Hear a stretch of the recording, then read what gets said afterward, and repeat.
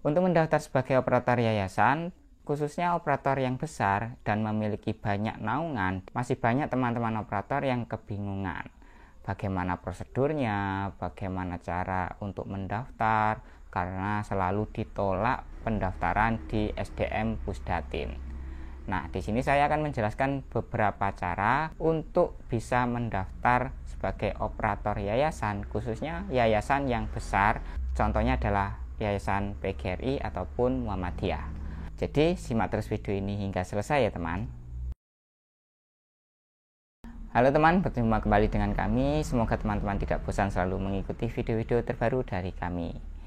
Baik teman-teman, karena di sini banyak permasalahan dan banyak pertanyaan, khususnya untuk pendaftaran sebagai operator yayasan, khususnya bagi yayasan yang besar dan memiliki sebuah kepengurusan yang banyak juga di setiap kabupaten kota karena memiliki perwakilan atau cabang. Nah, di sini saya akan memberikan sebuah alurnya teman-teman, bagaimana cara mendaftar sebagai operator yayasan khususnya di setiap kabupaten kota, yang mana untuk operator yayasan ini nanti tergantung kebijakan yayasan atau perkumpulan masing-masing, yang mana nanti bisa bersifat pusat, kemudian bisa bersifat cabang setiap provinsi, ataupun bisa menjadi ke cabang setiap kabupaten kota. Nah, ini nanti akan kita bedah secara tuntas bagaimana cara dan langkah-langkahnya. Perlu teman-teman ketahui, pada umumnya untuk setiap yayasan atau perkumpulan ini memiliki kebijakan masing-masing, setiap badan hukumnya, terutamanya badan kepengurusan. Nah, untuk yayasan ini otomatis hanya satu teman-teman ya, karena yang memiliki Menkumham itu satu yayasan ataupun perkumpulan. Satu badan hukum ini akan menjadi turunan untuk kebijakan-kebijakan selanjutnya. Apabila dari yayasan ini ada kebijakan untuk kepengurusan setiap cabang antar provinsi ibaratkan, karena yayasannya ini tergolong besar, maka untuk badan hukum atau badan pengurus ini nanti akan ada pengawas setiap provinsi, karena badan hukum ini nanti bersifat pelaporan dari cabang provinsi ke pusat, seperti itu ya. Nah, apabila dari yayasan atau perkumpulan ini juga cukup banyak, contohnya di setiap provinsi ini banyak kabupaten dan setiap kabupaten ini memiliki naungan yayasan tersebut, maka setiap kabupaten kota ini bisa diberikan kebijakan untuk mengelola dan membentuk kepengurusan badan pengurus yayasan perwakilan atau cabang. Ini nanti SK-nya pun juga akan terstruktur, mulai dari kepengurusan pusat, kemudian masuk ke kepengurusan provinsi, kemudian akan masuk ke kepengurusan setiap kabupaten kota. Nah, SK-SK inilah yang nantinya akan digunakan untuk mendaftar sebagai syarat pendaftaran yayasan, baik yayasan pusat, yayasan cabang di provinsi ataupun yayasan di kabupaten kota, sesuai kebijakan dan ADART pada akte yayasan atau akta kumpulan. Nah, apabila dari sini teman-teman sudah paham, maka kita akan lanjut pada pembahasan NPWP. Teman-teman perlu ketahui, untuk struktur kepengurusan pendidikan di yayasan akan membutuhkan sebuah NPWP untuk identitas yayasan, baik yayasan pusat, yayasan cabang di provinsi, ataupun yayasan turunan di setiap kabupaten kota. Nah, NPWP ini akan melekat pada setiap yayasan yang didaftarkan, terutamanya menggunakan Menkumham dan SK-SK turunannya, sesuai kebijakan dan wewenangnya masing-masing di setiap wilayah. Apabila yayasan ini kepengurusannya secara terpusat, walaupun banyak sekolah naungan di setiap kabupaten kota, maka kebijakan itu akan diambil langsung oleh yayasan pusat. Nah, di sini tidak perlu menggunakan SK turunan untuk kepengurusan di setiap cabang. Seperti itu ya teman-teman. Nah, apabila yayasan atau perkumpulan ini memiliki kebijakan cabang provinsi, maka dari yayasan pusat akan memberikan atau menerbitkan SK untuk kepengurusan provinsinya. Maka nanti untuk satu provinsi akan ada satu wewenang yayasan sebagai pengelola data, atau bisa menaungi semua lembaga yang ada di bawah naungan satu provinsi tersebut dengan nama yayasan yang sama seperti di pusat. Cuma perbedaannya nanti sesuai SK yang diterbitkan untuk mengelola cabang provinsi tersebut.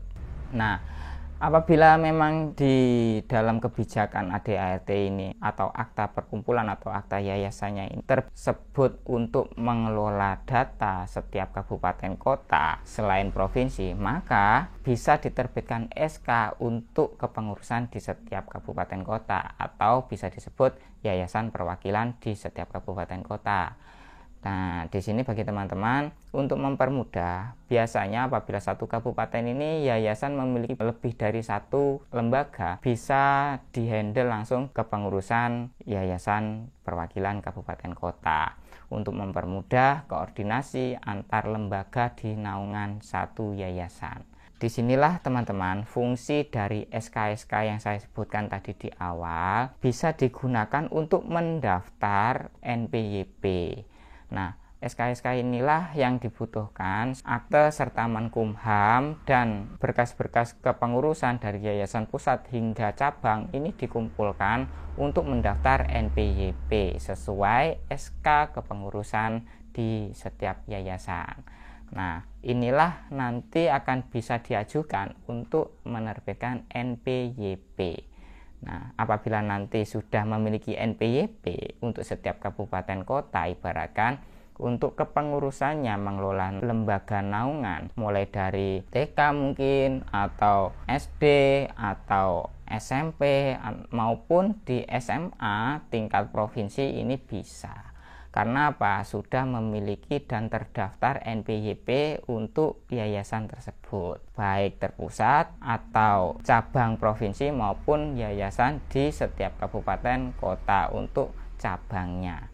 Ini nanti apabila persyaratannya untuk penerbitan NPWP sudah lengkap, maka akan bisa diterbitkan buah NPWP sesuai pengajuan dari Ketua Umum Yayasan Pusat atau permintaan permohonan rekomendasi dari Yayasan Pusat untuk menerbitkan NPWP di setiap cabang. Seperti itu ya.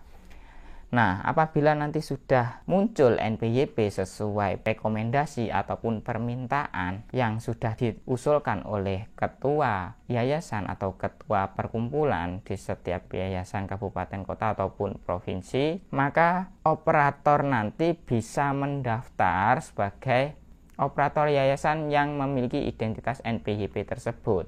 Bagi teman-teman semuanya, setiap cabang akan memiliki nama yayasan yang sama.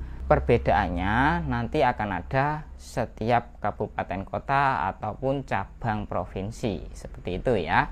Dan nanti untuk lembaga naungan maka akan dihandle oleh operator yayasan cabang provinsi ataupun cabang di setiap kabupaten kota.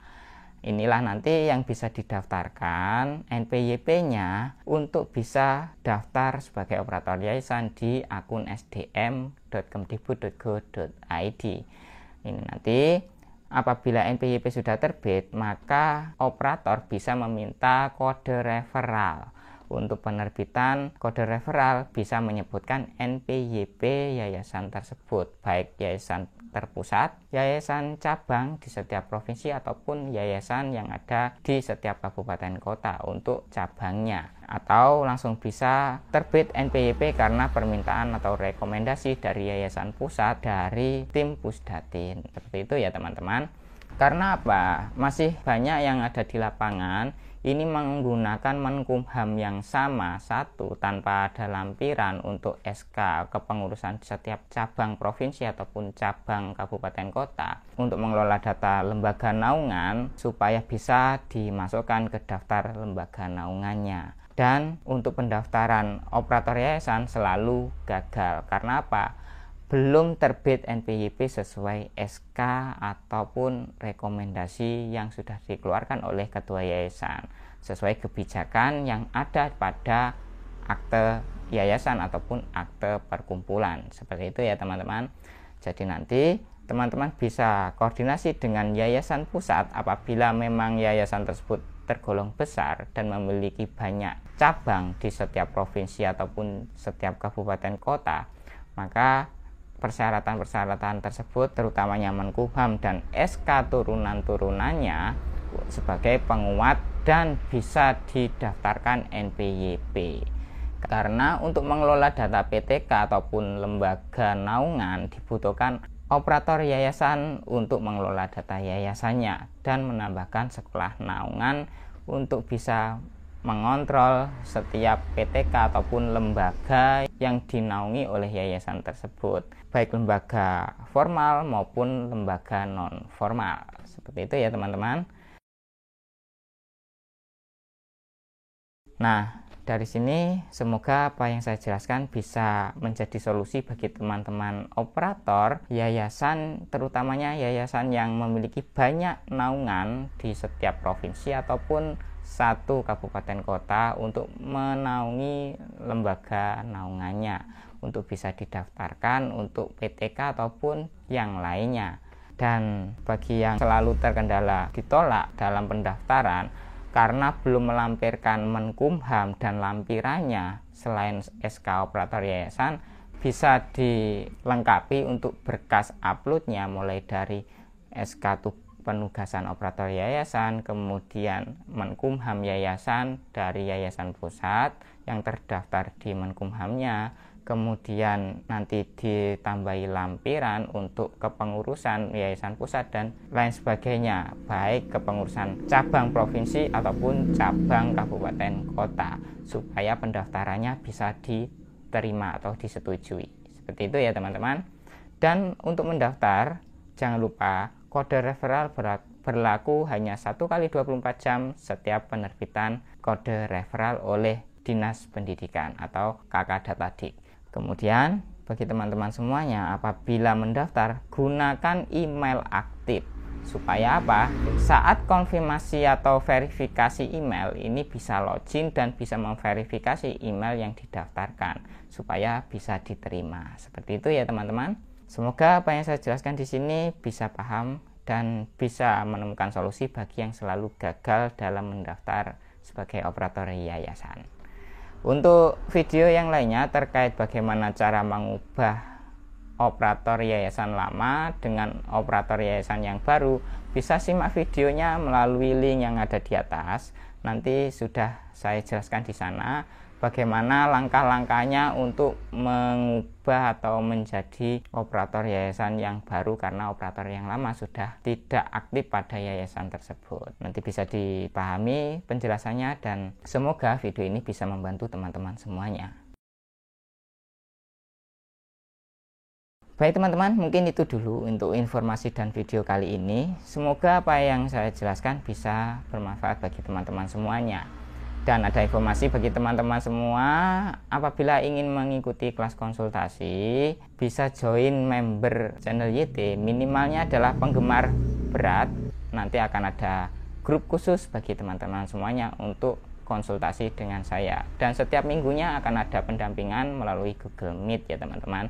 Terima kasih bagi teman-teman semuanya yang selalu mendukung channel ini untuk terus berkembang. Semoga teman-teman diberikan kelancaran, rezeki, dan selalu diberikan kesehatan. Terakhir kali saya ucapkan salam satu data, salam operator hebat, dan salam sehat bagi kita semuanya. Terima kasih.